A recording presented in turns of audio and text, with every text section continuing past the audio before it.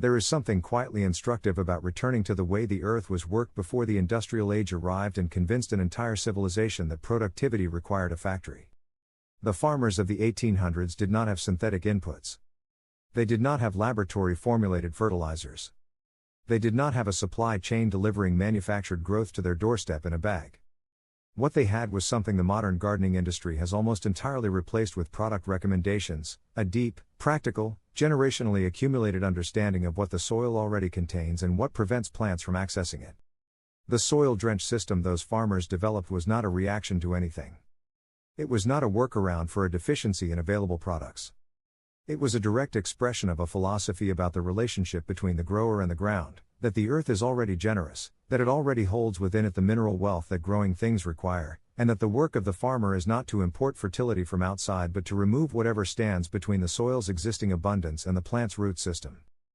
That philosophy produced extraordinary results for centuries. And then the industrial age arrived and replaced it with a bag. The drench was a mineral-rich water-soluble solution applied directly to the root zone of crops: wood ash steeped overnight in water, compost liquids drawn from the base of mature piles, fermented plant extracts, diluted animal manure applied at specific intervals tied to the growth stage of the plant receiving it.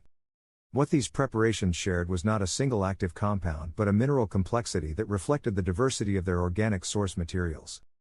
Calcium, potassium, magnesium, iron, sulfur, manganese, copper, zinc, and trace elements appeared naturally in these drenches because they were present in the organic matter from which the drenches were prepared. No formulation was required. No factory was necessary. The mineral complexity arrived as a consequence of using what the farm itself produced. Modern synthetic fertilizers reduce this complexity to 3 numbers printed on a bag: nitrogen, phosphorus, potassium. The simplification was economically rational. 3-component fertilizers are vastly cheaper to manufacture, easier to standardize, and more profitable to sell than preparations that reflect the full mineral complexity of organic source materials. What was lost in that simplification? The trace elements, the secondary minerals, the iron and sulfur and calcium and magnesium, are precisely the compounds responsible for the structural integrity, disease resistance, root architecture, and nutritional density that made 1800s crops noticeably different from the produce modern agriculture delivers. The loss was not incidental. It was structural. And its effects are visible in every garden where plants grow fast under nitrogen pressure but break easily, disease readily, and taste of very little.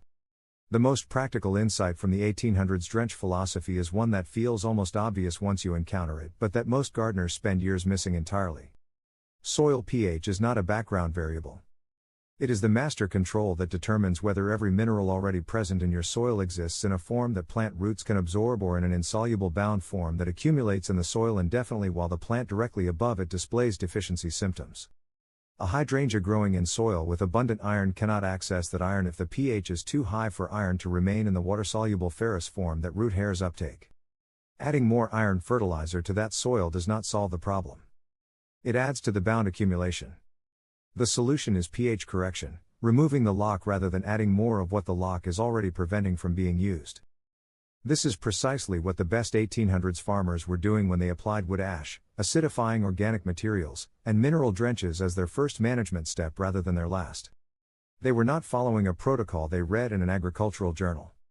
They were responding to generations of observed outcomes. This material applied to this soil before this crop produces this result, and those observations, understood through the lens of modern soil chemistry, consistently point to pH management and mineral availability as the variables that actually determine their legendary productivity.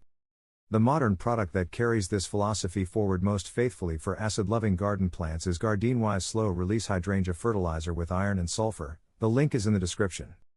The sulfur component acidifies the soil gradually, shifting pH toward the range where hydrangeas, blueberries, azaleas, and rhododendrons gain access to the mineral wealth their surrounding soil already holds.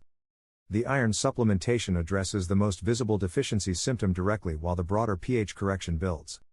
The slow-release format delivers the management consistently across weeks, not in the single dramatic application that synthetic fertilizers require, but in the sustained, gradual manner that mirrors what those 1800s farmers were achieving through repeated organic drenches across the growing season.